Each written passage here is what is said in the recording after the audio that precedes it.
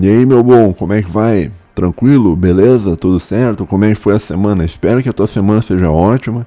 Espero que a tua semana seja linda. Espero que a tua semana seja maravilhosa. Que tu consiga produzir, que tu consiga colher os frutos do seu trabalho. Ah, mais ou menos, sou um ouvinte desempregado. Ok, tudo bem, você vai conseguir alguma coisa, cara. Continue acreditando aí, continue se esforçando que uma hora vai dar certo, cara. Eu espero, cara, que a tua semana seja ótima. A minha semana está sendo bem.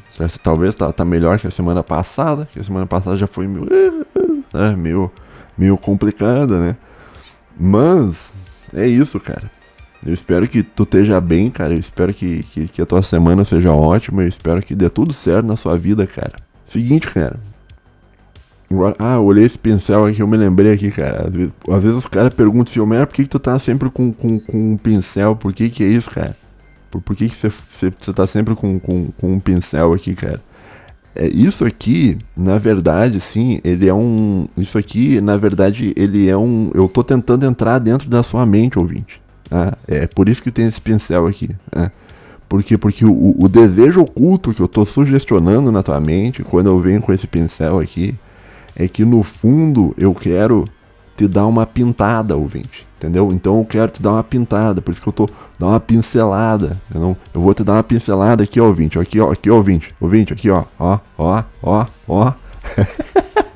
Meu webcam é um horror, né, cara? Ela pega 30 frames só, então se eu mexo o pincel de cá pra cá, ela não pega direito, né? Ele meio que teleporta, né? Vou trocar de webcam no futuro. Mas o desejo é dar uma pintada, vou dar uma pincelada aqui, ouvinte, aqui, ó, na sua cara aqui, ouvinte, ó, tá? Então o pincel existe, tá? Para sugestionar o teu cérebro, para te preparar para o momento que eu for dar uma pintada em você, ouvinte, vou dar uma pintada aí, né? Uma pintada, mas sem ser gay, né, obviamente, assim. Então, é isso, né? Pessoas que me perguntaram por que eu tô sempre com um pincel na mão é somente por isso, tá? Bom, no episódio de hoje, meu bom, eu tô pensando assim, essa semana eu tenho que dar aula eu tô fazendo um estágio e tal, já falei aí pro pessoal, tá? Eu tô fazendo um estágio e tal, e daí eu tenho que planejar umas aulas pros alunos, né?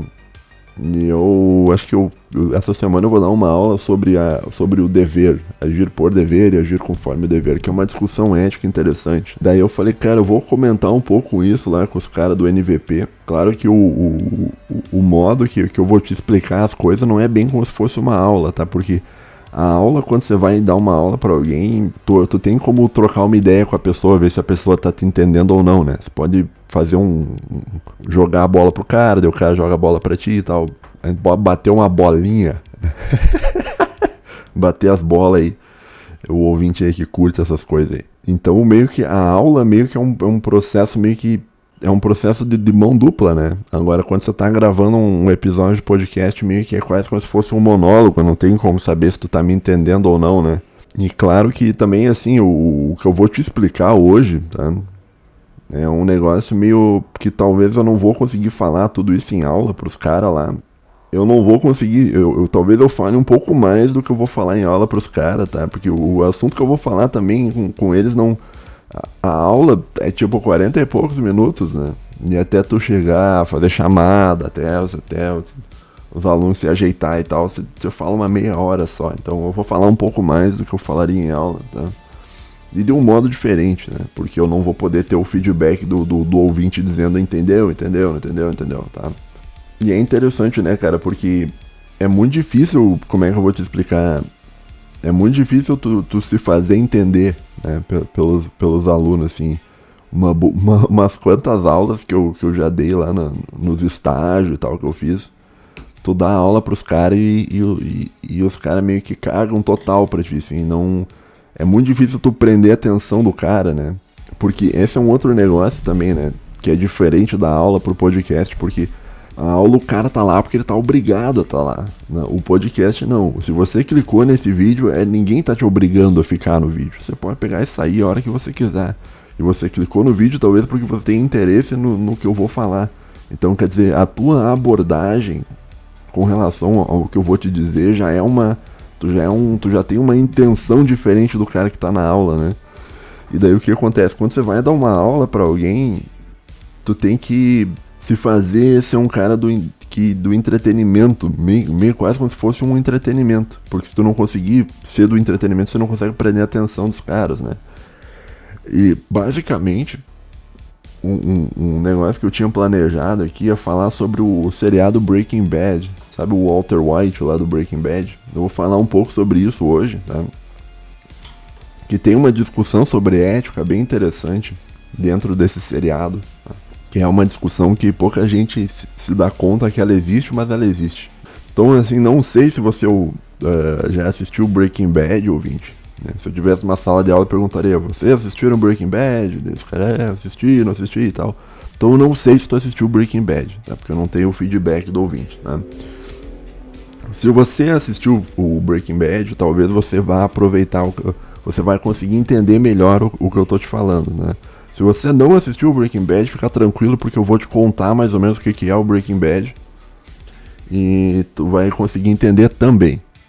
Então, assim, o que é o Breaking Bad? Breaking Bad é um seriado, né, americano, já é meio velhinho, assim, não é recente, assim, ele é mais... Eu acho que ele é mais velho, por exemplo, que Stranger Things, mas ele é mais novo que, por exemplo, que aquele seriado Lost. Né? Eu nunca cheguei a assistir o Lost até o final. Diz que não compensa, né? Diz que não é bom o Lost até o final. Mas o que fala esse seriado Breaking Bad, né? O Breaking Bad, ele conta a história de um professor de química chamado Walter White. Ele é um professor e tal, conforme eu já disse. Ele é casado com uma mulher que acho que é Skyler. Não me lembro o nome da mulher dele, tá? Mas a mulher dele é extremamente chata, uma pessoa muito chata, assim. Pelo menos pra quem tá assistindo, porque ela sempre corta o barato dele, ela sempre tá dizendo que, olha, as coisas não vão dar certo, e não é assim, e que, ai meu Deus, e que não sei o que. Mas no fim das contas, ela é a pessoa mais centrada do seriado inteiro, tá? No fim das contas, ela no seriado inteiro ela tá correta, tá? Ela é a pessoa correta no seriado, tá? Mas ela tá sempre cortando o barato do Walter White. Que nem naquele Better Call Saul, eu assisti que a primeira temporada. Tem um cara que ele é um advogado lá do Better Call Saul, que ele é meio engomadinho, que ele é sócio de uma empresa de advogado. Que eu odiava aquele cara, bicho. Quando eu tava assistindo aquele seriado, eu odiava aquele cara. Mas depois, cara, eu me dei conta que, na verdade, aquele cara é o cara correto. Ele é o único cara que se preocupa com a empresa e fica tentando apartar as brigas do Saul Goodman com o irmão dele, cara. Então, no fim das contas, aquele cara, ele é o cara correto. Eu não sei, eu não assisti inteiro, não sei como é que vai andar aquela série do Better Call Saul. Mas aquele engomadinho é o cara correto. E ele é meio chato, porque ele tá sempre tentando defender a empresa, fazer as coisas do modo correto. E a mulher do Walter White, acho que é Skyler, não me lembro, né? Ela também é a pessoa correta, né?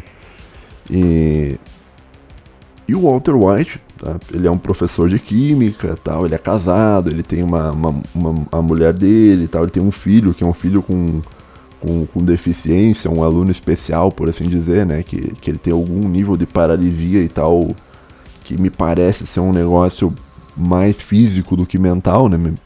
No seriado parece que ele entende um monte de coisa, mas ele é meio deficiente físico, né? O corpo dele é meio esquisito, né? Meio paralisado e tal. Mas não paralisado muito, assim, do cara não poder andar, não. Ele anda com umas muletas e tal, mas ele anda. E vai pra escola e tal. E se eu não me engano, agora eu não lembro direito da parte do Breaking Bad, mas o Walter White chegou uma época que a mulher dele parece que tá grávida, não lembro se ela tá grávida no começo, mas ele ganha uma filha, eu acho, tá? Então ele é pai desse aluno aí, desse guri com deficiência, um aluno especial, vamos usar o termo politicamente correto. Ele tem um filho especial e uma guriazinha pequena para sustentar, tá? Então ele tá ali vivendo a vida dele, dando as aulas dele, tá?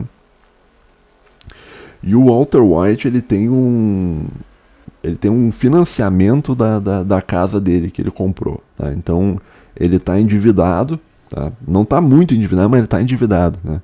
Porque ele tá pagando a moradia dele, né? É meio que nem uma típica família americana, né? Do cara que é meio de classe média e que tá com a casa financiada e tal, que é uma grande realidade de uma boa parte da sociedade americana. Até que diz até que causou a bolha imobiliária e tal. Não sei até que ponto isso é verdade.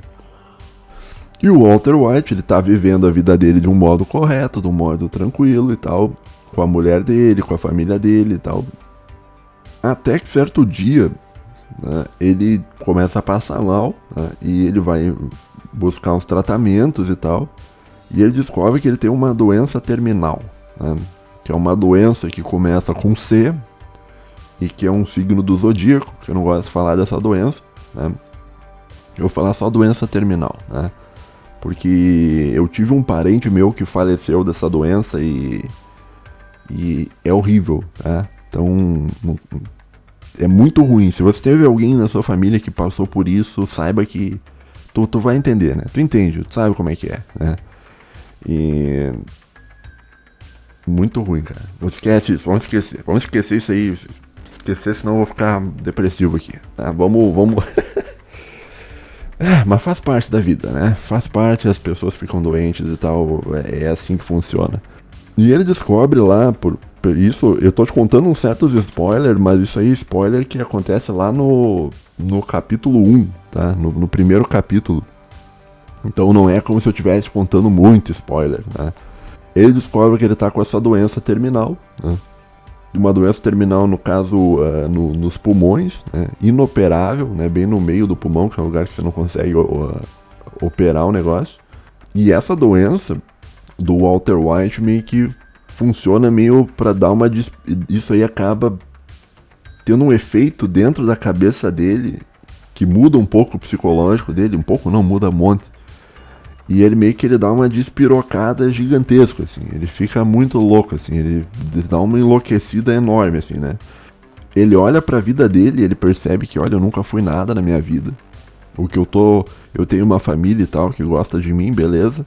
Mas eu sou um cara comum, eu sou um cara que, sei lá, o máximo que eu tenho na minha vida é uma casa financiada e tal, que eu tô financiando, tô pagando aos poucos, e eu nunca tive nada e tal. O Walter White, ele era uma pessoa inteligente e tal, ele perdeu uma grande oportunidade de ficar rico na vida por uma bobeira dele e tal, mas eu não vou te falar sobre isso pra não dar spoiler, tá? Mas ele era uma pessoa bastante inteligente, né? Mas talvez por causa da vida e tal, né, por causa das adversidades da vida como ela é, ele acabou tendo um destino de ser uma pessoa de classe média pra classe média baixa, assim, por assim dizer. E daí ele se olha assim e ele percebe, olha, eu tenho 6 meses mais ou menos, com 1 ano, 6 meses, né, e quando eu me for, vai sobrar quem? Vai sobrar minha mulher, tá, com uma criança nova, pequena, tá, e com o meu filho que tem deficiência. E eles vão ter que terminar de pagar a casa e eles não vão ter nada, eles vão ter uma vida miserável, eles vão ter uma vida pobre.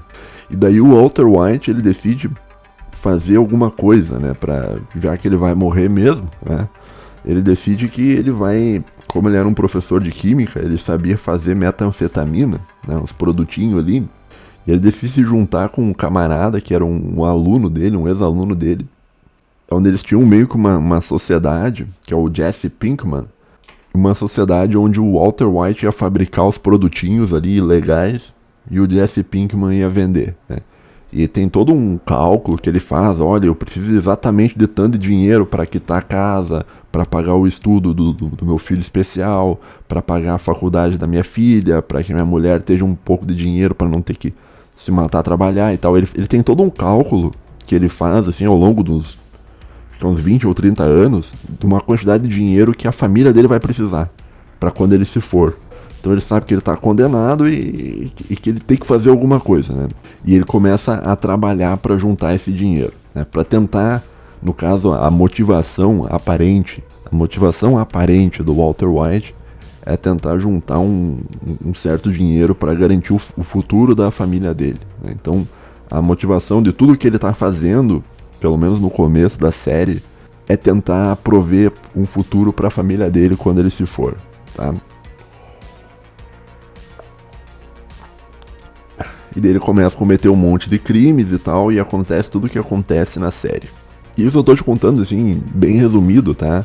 Depois a motivação dele vai mudar, depois da metade em diante da série e tal. Vai acontecer um monte de transformações, tá? No personagem Walter White, onde ele se transforma num outro personagem, né? Que é o cara que fabrica a metanfetamina, que é o Heisenberg.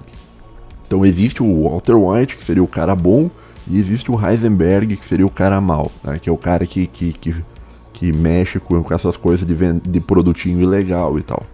As paradinhas aí. Né? Agora, existe uma reflexão filosófica muito importante por trás da ideia do Breaking Bad. Né? Aliás, existem várias reflexões, né? Tem inúmeros personagens lá do Breaking Bad que você poderia falar muito sobre eles, né? Sobre as questões morais e por que eles fazem o que eles fazem. O Saul Goodman, por exemplo, que é um advogado meio picareta, assim. Um advogado picareta, assim, tá ligado aquele advogado do... Tá ligado aquele advogado do... Aqui não é falar mal, tá? Mas tá ligado aquele advogado do Bolsonaro, que é o Assef, que ele é meio um árabe, não sei, que ele arrumou um advogado, assim, muito picareta, assim, aquele é o Assef. O Saul Goodman, que é o advogado do Walter White lá do Breaking Bad, é mais ou menos que nem aquele cara. E tem vários personagens muito interessantes naquele seriado. Tá? Não tô dizendo que o Assef é um picareta. Tá? Eu só tô dizendo que a estética do Assef, lá, o advogado do Bolsonaro, da família Bolsonaro, é a estética de um cara que meio esquisito. Tá? A estética de um camarada meio complicado, né? Claro, isso eu não falaria em aula, né? Pra eu não entrar em questões políticas na aula. Mas, assim, ó.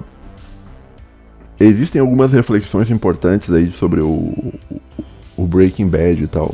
Em específico aí o Walter White e essa coisa que ele se transforma, que é o Heisenberg. Que é o seguinte, cara, e isso talvez valha pra sua vida, vale pra vida de todo mundo, cara. Existe um fato de que a gente vai falecer uma hora, né? A gente não vai viver pra sempre. Nenhum de nós vai viver pra sempre. Né?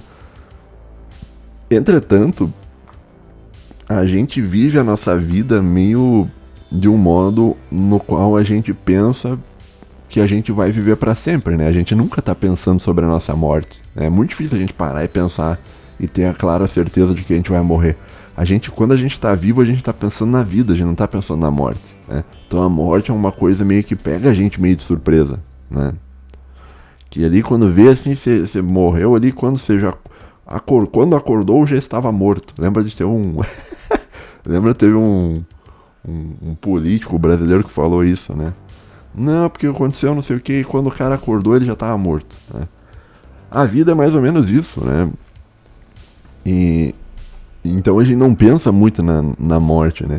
Mas quando o Walter White ele percebe que ele tá pra morrer, parece que tudo muda na vida dele, né? Tudo fica talvez mais claro, né? E quando a gente tá próximo, né, a uma situação de que a gente vai morrer, parece que a gente tem uma clareza muito grande sobre a vida, né? Parece que a gente olha pra vida e enxerga verdadeiramente o que importa, né? E isso aí tem um nome dentro da filosofia estoica, que é o negócio do memento mori.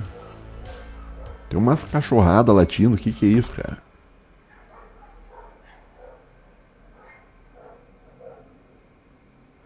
Bom, tem umas cachorradas latindo lá fora.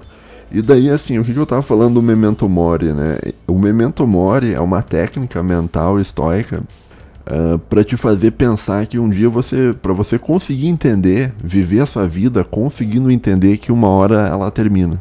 O que não é algo natural ao ser humano. O ser humano não vive a vida pensando nisso. Tá?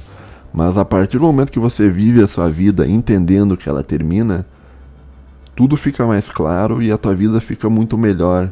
Principalmente no aspecto de você entender o que precisa ser feito, né? Então muitas vezes a gente vive a vida tendo preguiça de fazer as coisas que a gente precisaria fazer porque é cansativo, mas a partir do momento que tu entende que, olha, o teu tempo aqui na Terra, ele vai terminar, quando tu entende isso, cara, tu meio que deixa de ser um cara preguiçoso, tu consegue viver a vida de um modo menos preguiçoso, tá? Mais ou menos isso, né? Então, Tu consegue ter uma disposição melhor pra viver a tua vida quando tu entende que a tua vida vai terminar, tá bom? Então, por isso que o Memento Mori é importante, né? Memento Mori é aquela coisa do lembra-te que tu é mortal, né? Então, o Walter White, vamos voltar no Breaking Bad, o Walter White, talvez ele tenha vivido a vida dele inteira do modo automático, né? Tá vivendo no automático. E a ficha dele só caiu quando ele recebeu a notícia da doença, né? Isso é interessante, né, cara? Porque a partir dali parece que é o ponto de virada, a partir dali parece que tudo muda na vida do cara. Muda por quê? Porque ele tem a consciência plena de que a morte dele vai acontecer em uma determinada data muito próxima. E daí ele precisa fazer alguma coisa, daí que ele se mexe. Ou seja, o cara que tinha uma vida totalmente medíocre, totalmente mesquinha, né? Não mesquinha, mas medíocre, uma vida mediana, do cara ali que trabalha e tal, não sei o que. A partir do momento que ele percebe que ele vai morrer, que a família dele vai ficar na merda sem nada, ali que muda, ali que é o momento em que o Heisenberg entra em cena, que o Heisenberg começa a tomar o controle do negócio, tá? Então essa é a primeira reflexão, né? A consciência da morte é algo que faz tu viver melhor a tua vida.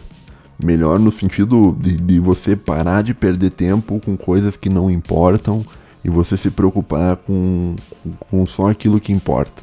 Então, se você aí que está jogando League of Legends 8 horas por dia, se você soubesse que você ia morrer em 6 meses, provavelmente você não estaria jogando League of Legends. Provavelmente você estaria fazendo outra coisa, né? E eu te pergunto, por que então que você está jogando League of Legends? Porque você acha que você vai viver para sempre? Você não vai viver para sempre, né? O teu tempo ele termina. Claro que eu também não falaria isso em aula para não deixar os alunos ansiosos, né? Porque a questão da morte, ela te leva a uma certa ansiedade, né? Você fica pensando, meu Deus, uma hora eu vou, sim, uma hora tu vai.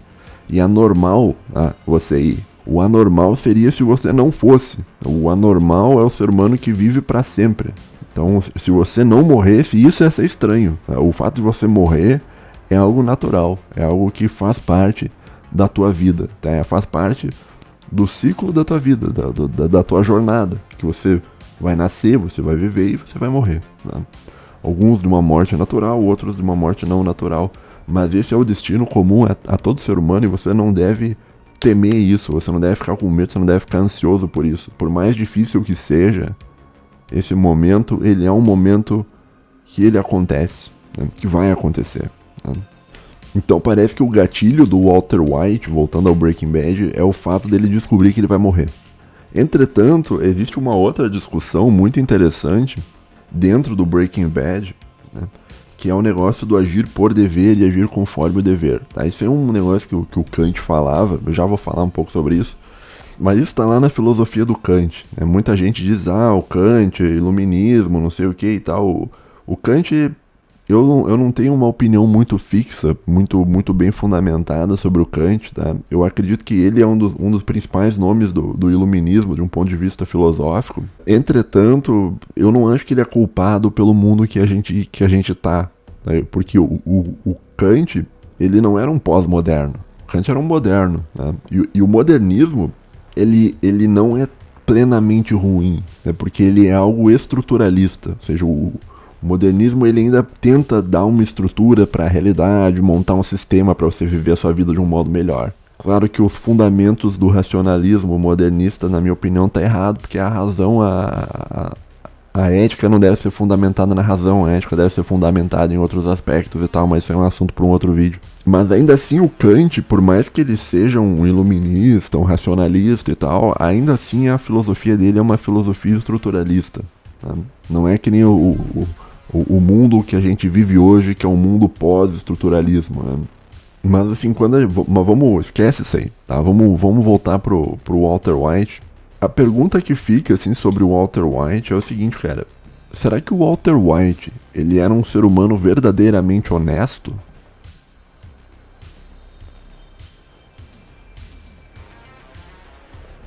Porque pensa o seguinte, cara, quando ele quando ele descobre que ele vai falecer, que ele vai morrer dessa doença terminal aí, que eu não vou falar o nome, quando ele descobre que ele vai morrer dessa doença, ele meio que ele não, ele tá, tipo assim, Ele sabe que se ele cometer um crime, ele não vai ser punido.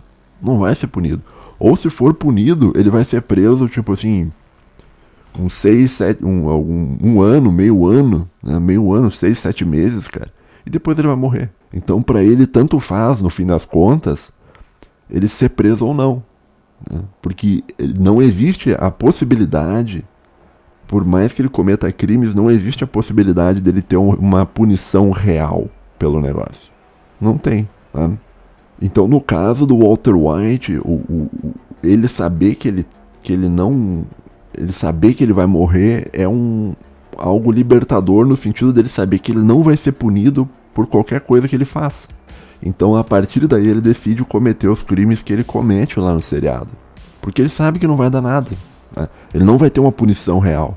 E aí que a gente se pergunta, será que ele era realmente honesto? Porque o Walter White, ele viveu uma vida inteira honesta, né? Ele viveu uma boa parte da vida de um modo honesto. Só que ele viveu a parte da vida de um modo honesto, talvez não porque ele era honesto, né? Mas talvez porque ele tinha medo de ser preso. Porque ele tinha medo de ser trancafiado lá por ele, sabe? Por causa disso. E aí, então a gente fica pensando, será que as pessoas... Quantas pessoas que a gente conhece na vida são honestas? Umas quantas, né? Muita gente se conhece honesto. O cara não é criminoso, o cara não é um ladrão, sabe? Só que, às vezes a gente fica se perguntando quantas pessoas que a gente conhece que o cara é honesto porque ele realmente acredita na honestidade. Quantas pessoas que tu acha que são honestos porque realmente acreditam que é bom ser honesto. Talvez a maioria das pessoas que a gente conhece são pessoas que são honestas somente porque elas têm medo de ser punidas. Por isso elas suprimem aquilo que elas são para não ser punida. Que nem o Walter White, olha só. Talvez o Walter White fosse só uma máscara. Talvez o personagem real, o indivíduo real, fosse o Heisenberg. Só que o Heisenberg não podia ser o Heisenberg. Porque se o Heisenberg fosse o Heisenberg, ele ia ser punido. Né? E o momento que o Heisenberg sai e assume o controle é o momento em que o Walter White não é necessário mais. Porque o Heisenberg ele pode estar ali fazendo um monte de ação ruim e não vai ser punido. Então, assim, o Walter White, talvez, claro, isso é um personagem fictício, a gente não tem como saber, mas nesse seriado, assim, talvez o Walter White, ele era um cara que agia conforme o dever. Que ele era honesto porque ele tinha medo de ser preso. E enquanto, ou seja, talvez ele não fosse uma pessoa honesta de verdade. Talvez a motivação por dele ser honesto não fosse a honestidade em si. Fosse o medo do cara ser preso, né? Então parece que o Walter White não era alguém honesto, verdadeiramente honesto, né? Ele vivia de um modo honesto, mas não porque ele acreditava na honestidade. E talvez o eu verdadeiro dele fosse de fato o Heisenberg. Então, assim, o que libertou o Heisenberg de dentro do Walter White foi essa doença. Foi o fato dele entender que ele vai morrer uma hora, né? Que ele já está prestes a morrer, né? E o Kant, ele vai fazer uma reflexão bem interessante sobre isso. Eu vou ver se eu consigo botar na tela aí um esqueminha que eu ia passar para os meus alunos, né? Sobre isso, do agir por dever e agir conforme o dever, né? O agir por dever é você agir porque você acredita naquilo. E o agir conforme o dever é você agir porque você está sendo coagido a agir daquele modo. Vou botar na tela aí, talvez fique mais claro com o esquema na tela. Mas assim, tentar te explicar assim, existem pessoas que são honestas porque elas acreditam na importância da honestidade e elas assimilam a honestidade como parte verdadeira daquilo que elas são. Que esse é o cara que age por dever. Então ele tem o dever de ser honesto e ele age porque ele acredita na honestidade. Então isso seria o agir por dever, dentro da definição do Kant. E existem pessoas que vão agir conforme o dever, que é o caso do cara que vai ser honesto não porque ele acredita na honestidade, mas é o cara que vai ser honesto porque ele tem medo de ser preso. E isso vale não só pra honestidade, isso vale pra outras coisas, né? Tem muita gente que o cara se dependesse dele, ele mataria um monte de pessoas, mas ele não mata. Por quê? Porque ele tem medo de ser preso. Então ele tá sendo honesto em não matar uma pessoa, mas a motivação dele não é de uma pessoa honesta. A motivação dele é a de um assassino, entendeu? E isso é a mesma coisa, claro, o Kant ele não vai falar sobre isso, mas a mesma coisa eu vejo que ocorre na relação de Deus, né? Tem gente que respeita as leis de Deus, não porque acredita em Deus verdadeiramente, não porque acha que Deus é o sumo bem, é o fundamento último da moral humana, não. Tem muita gente que acredita em Deus porque tem medo de ir pro inferno quando morrer. A maioria das pessoas, tem uma boa parte dessas pessoas que acreditam que vão pro inferno e tal, elas não são verdadeiramente seguidores de Deus. É que nem um país desses islâmicos que são muito teocráticos, um monte de gente segue as leis de Deus lá, mas quantas pessoas nesses regimes islâmicos o cara realmente acredita em Deus, cara? O cara segue a lei de Deus porque ele realmente acredita em Deus. São muito poucos, né? Talvez seja uma minoria das pessoas que acreditam em Deus mesmo dentro de um regime teocrático. A maioria, talvez, das pessoas de um regime teocrático vão seguir Deus pelo medo de não seguir Deus. Pelo medo de ou ser preso ou de ir pro inferno. Né? Que é pior que ser preso. Né? Que é muito pior que ser preso, na verdade. E quando a gente está pensando aí na filosofia do Kant e tal, quando a gente está pensando em agir por dever e tal, uma coisa que a gente pensa é que será que seria possível você agir sem... Será que seria possível, vamos tentar reformular a frase, será que seria possível você viver em uma sociedade onde todo mundo age por dever? Será que é possível você viver em uma sociedade onde todo mundo é honesto por acreditar na honestidade? A princípio não. Por quê? Porque as pessoas elas não são moralmente boas. A maioria das pessoas não é moralmente boa. Né? Não, se bem que eu não sei. Eu acho que a maioria das pessoas, vamos parar pra pensar aqui, a maioria das pessoas eu acho que deve ser moralmente neutra. Que é o cara que não é nem bom, nem um ser humano muito bom, e nem um ser humano muito ruim. Eu acho que a maioria das pessoas ali é mais ou menos, né? E eu acho que talvez não seja possível tu viver em um mundo onde todo mundo é honesto, onde todo mundo é bom por convicção, tá? E aí que tu entende, e essa é a justificativa do Kant para a existência da lei, né? É aí que você entende o papel da lei, né? Por que a lei importa, né? A lei importa porque existem pessoas que vão que não vão viver de acordo, que não vão viver por dever, que não vão viver de um modo honesto, acreditando na honestidade. Existem pessoas que vão ser tentadas a serem corruptas e pessoas que vão ser tentadas a transgredir a lei, né?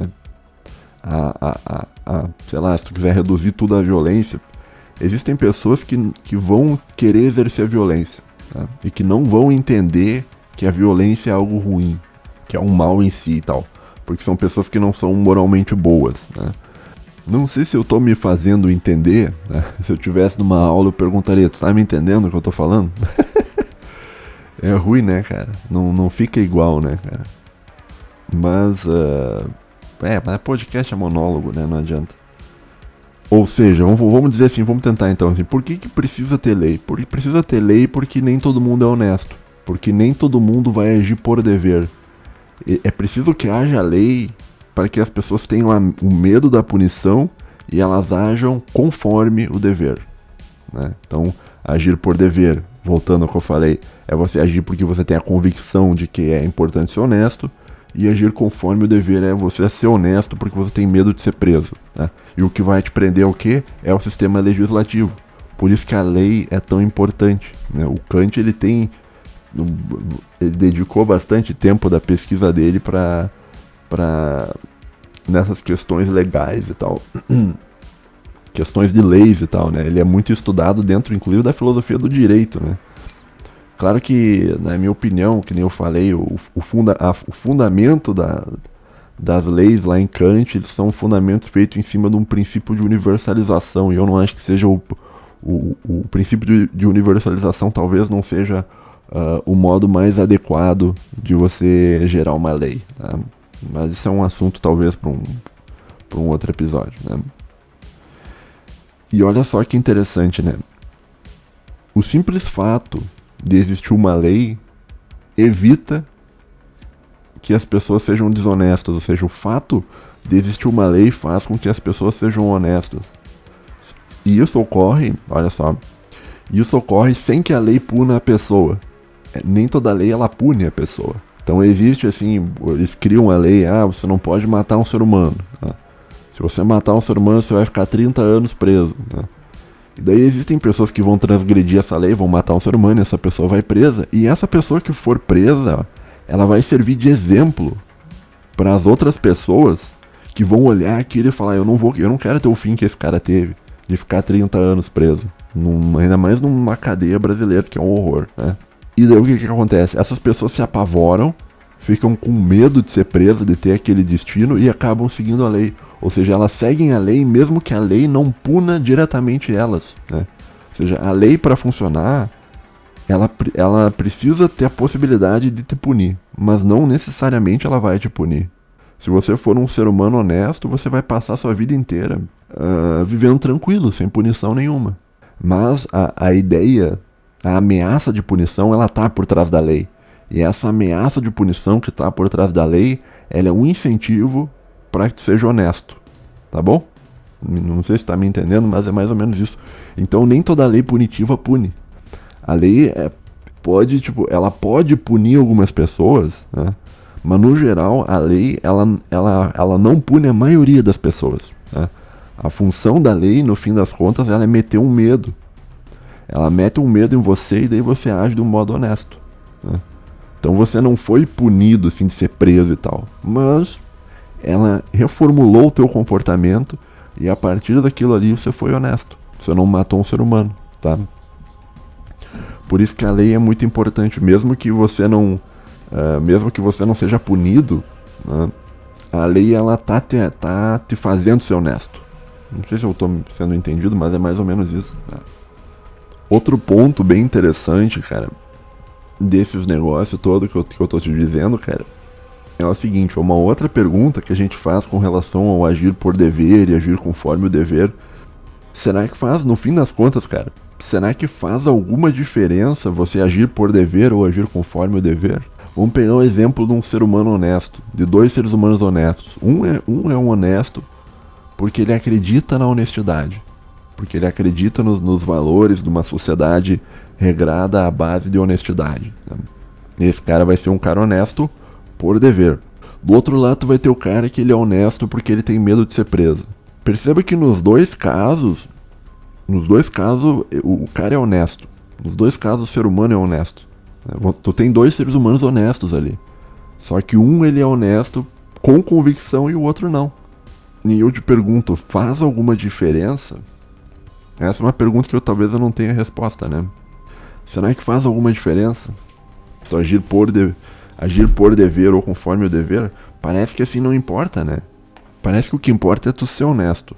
Agora, se a tua motivação pra ser honesto ela é uma motivação verdadeira ou ela é uma motivação falsa, parece que isso não importa muito, né? Quando você tá, sei lá, você foi comprar um produto lá numa feira, comprar umas frutas numa feira, não faz diferença se o comerciante ele é honesto por dever ou conforme o dever.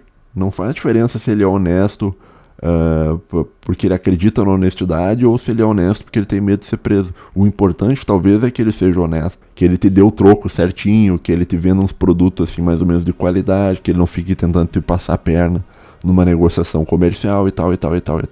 Em um sentido prático, essa discussão talvez do agir por dever ou agir conforme o dever, ela não é uma discussão que importa muito. Será que uma pessoa que ela é honesta por acreditar na honestidade, ela é melhor que uma pessoa que ela é honesta porque tem medo de ser punido?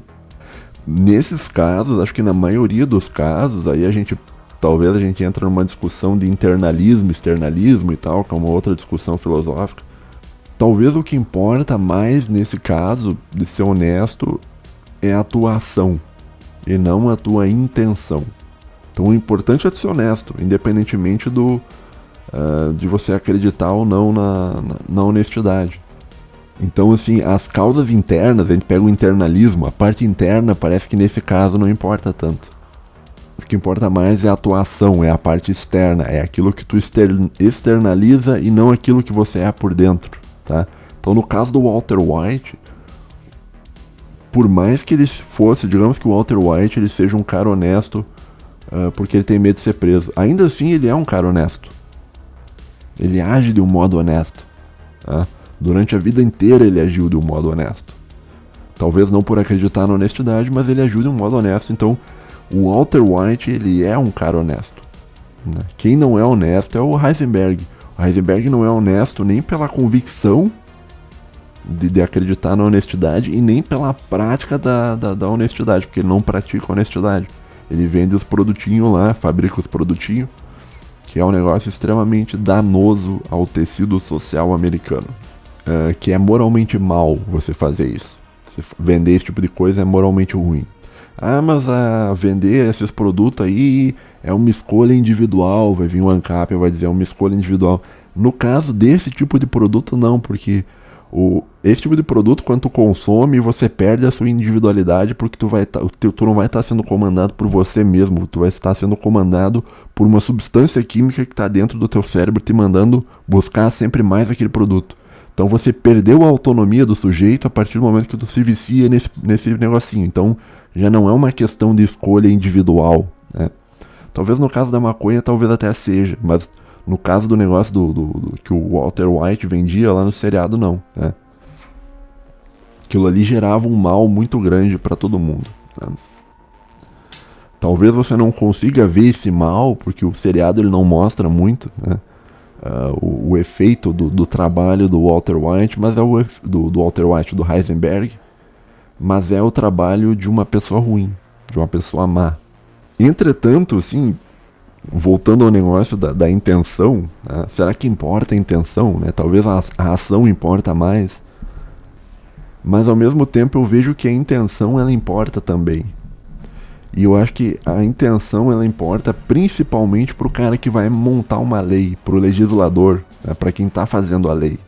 Porque quando você acredita na honestidade, quando você acredita na justiça, se tu for uma pessoa que está montando uma lei, aquilo ali, tipo, é necessário, entendeu? É necessário que tu tenha uma convicção de uma pessoa honesta para você gerar uma lei honesta. Talvez seja importante pro legislador, né? Tem a ideia de que uma lei boa, ela vem sempre da honestidade, né? De uma pessoa honesta, né? É muito difícil uma lei boa vir de alguém desonesto. De alguém que a convicção interna é desonesta, né? Você pega aí, por exemplo, não vou entrar muito nessas questões, mas tu pega aí a Suprema Corte brasileira. Ali, eu acho meio complicado você dizer que existe alguém ali que realmente é uma pessoa honesta por dentro.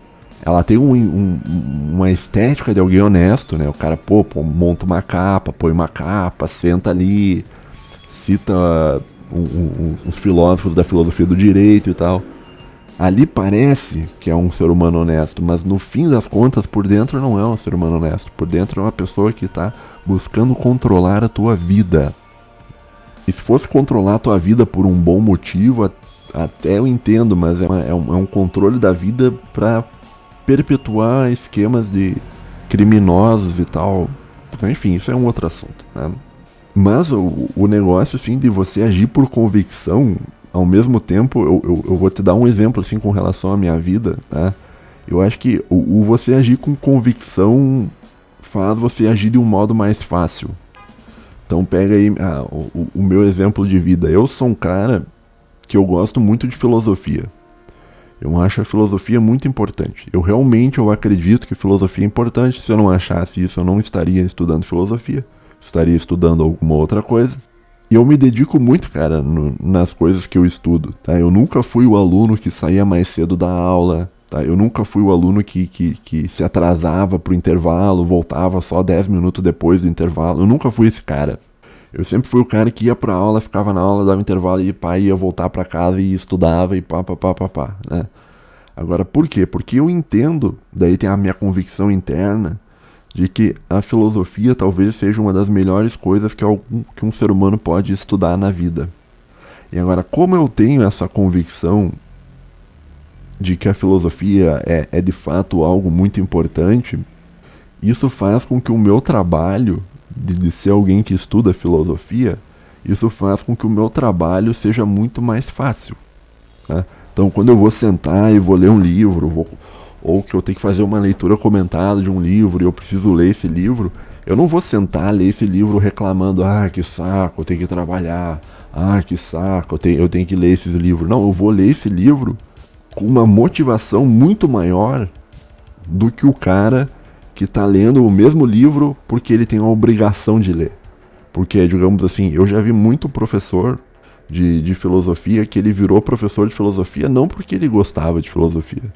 Ele virou professor de filosofia porque ele não tinha outra coisa para fazer da vida. Então a nota dele lá no Enem não era uma nota alta o suficiente para ele passar num outro curso, né?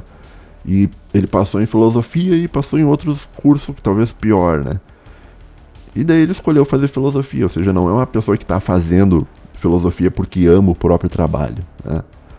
E dá valor real à filosofia. Ele está fazendo filosofia por obrigação. Então ele não está fazendo a filosofia por dever. Vamos voltar pro Kant.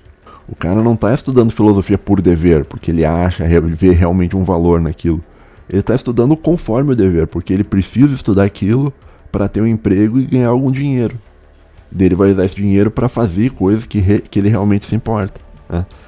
O cara que age por dever, digamos assim, ele tem uma facilidade muito maior.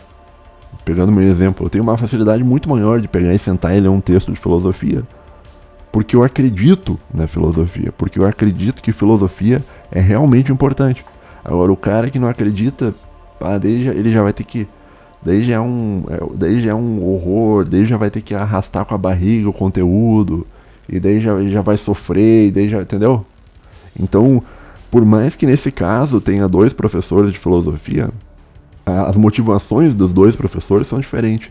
E eu acho que a motivação minha, ela é uma motivação que me ajuda em muito a eu aprender as coisas que eu preciso aprender para exercer minha profissão do modo correto, né? Não é que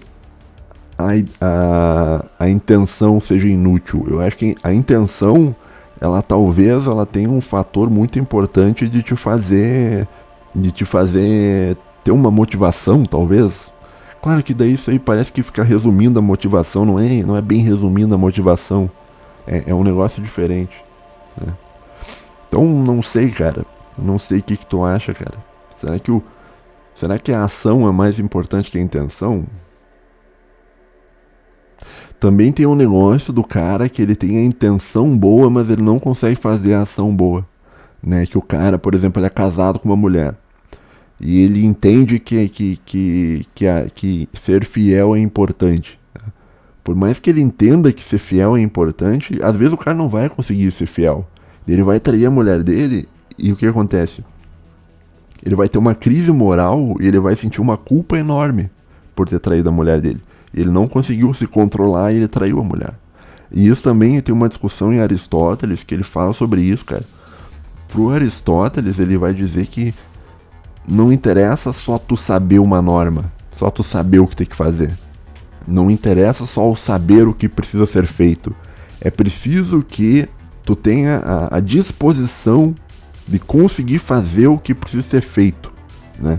E o Aristóteles ele vai dizer que o melhor modo de fazer isso é através do hábito, né? Então o ser humano ele tem que se habituar a fazer coisas corretas e se desabituar de fazer ações erradas, né? Então isso é um processo que você vai exercitando a tua alma a partir de muitos e muitos e muitos anos, né? Então o que eu estou querendo te dizer é que na visão do Aristóteles não basta você explicar para alguém seja honesto, porque ser honesto é importante, né?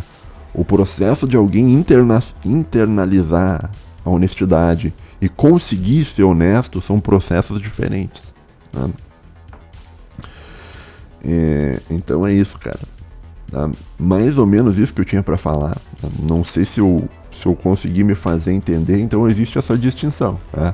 Existe o cara que ele é honesto. Vamos tentar recapitular, vamos tentar fazer um resumão do que eu te falei aqui, tá? Existe o camarada que ele é honesto porque ele acredita na honestidade, que a honestidade é algo importante, que a honestidade é algo valoroso, né? E existe o cara que ele é honesto porque ele tem medo de ser preso, que no fundo dentro dele ele não é honesto, mas como ele tem medo de ser preso, porque ele tem o poder coercitivo da lei, né? Como ele tem medo de ser preso, ele vai ser honesto também, né? Então você tem um exemplo de duas pessoas honestas que a motivação é uma motivação diferente, né? E o caso do Walter White talvez seja isso. Talvez o Walter White, ele era um cara honesto não por ele acreditar na honestidade. Talvez ele fosse honesto pelo medo de ser preso, pelo medo de ter uma consequência. E daí quando ele descobre que não vai ter consequência nenhuma, aí ele tem a liberdade para ser aquilo que ele realmente é. Que é o quê? Que é o Heisenberg. Que é o cara que transgride a lei, que é o cara que faz e acontece e tal, né? Então, nesse sentido, a certeza da morte, pegando o seriado ali, a certeza da morte foi o que libertou o Walter White, o Heisenberg, para ele ser aquilo que ele sempre quis ser ao longo da vida dele e nunca conseguiu ser, porque tinha medo, talvez, de ser preso, né? Então essa é a distinção entre agir por dever e agir conforme o dever em Immanuel Kant, tá bom? Daí o Kant ele vai te dizer que nem todo mundo vai agir por dever e por isso é que é importante que exista a lei, né? E a lei vai fazer as pessoas agirem conforme o dever, né? Então nem todo mundo age bem, nem todo mundo é santo, tá? Nem todo mundo nem todo mundo é um anjo, tá? Não há moral nem todo mundo é o cara que é 100% moral o tempo inteiro correto, né? Por isso que precisa ter lei e existe toda uma defesa da lei por parte do Kant, né? Mas não vou entrar muito nessa parte, porque daí é filosofia do direito e tal. Talvez seria um assunto para um outro episódio. Tá bom, pessoal? Até a semana que vem. Não sei se eu me fiz claro hoje. Um abraço aí, fiquem todos muito bem e até se cuidem aí. Tenham uma boa semana, cara. Um abraço, valeu, falou e tchau.